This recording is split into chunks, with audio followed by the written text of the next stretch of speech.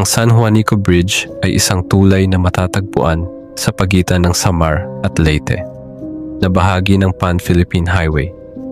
Tinatawag itong Bridge of Love at kilala bilang pinakamahabang tulay sa Pilipinas, na may haba na 2,100 at 64 na metro at taas na 100 at 72 metro.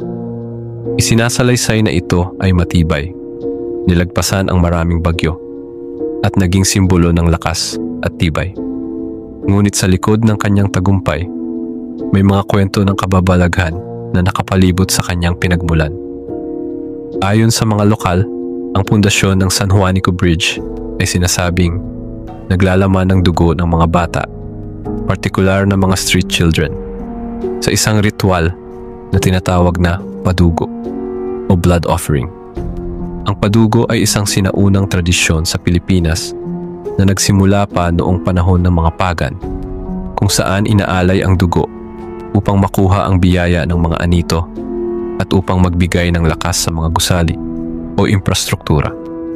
Noong panahon ng Marcos administrasyon, si Imelda Marcos ang namahala sa pagpapatayo ng tulay.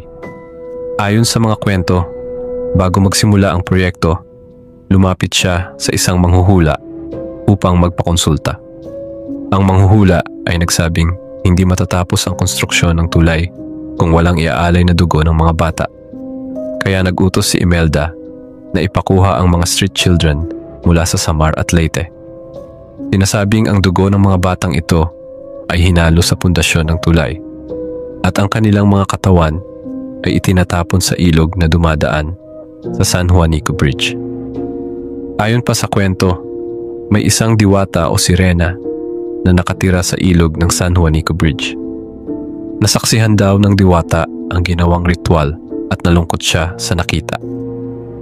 Dahil dito, isinumpa raw niya si Imelda Marcos at sinabing hindi na siya magiging maligaya, kaya't nagsuot siya ng mahahabang damit upang itago ang kaliskis na tumubo sa kanyang mga binti. Naging malakas din ang paniniwala ng mga tao na ang katawan ng mga batang kinidnap ay inihalo sa semento ng tulay upang tumibay ito. Ang misteryo ng San Juanico Bridge ay lalong lumakas ng dumami ang mga kaso ng mga nawawalang bata sa Leyte at Samar sa mga tao ng konstruksyon ng tulay. Nang matapos ito, katakatakang bumaba ang bilang ng mga nawawalang bata. Kaya't maraming lokal ang naniniwala na may katotohanan sa kwento ng mga alay.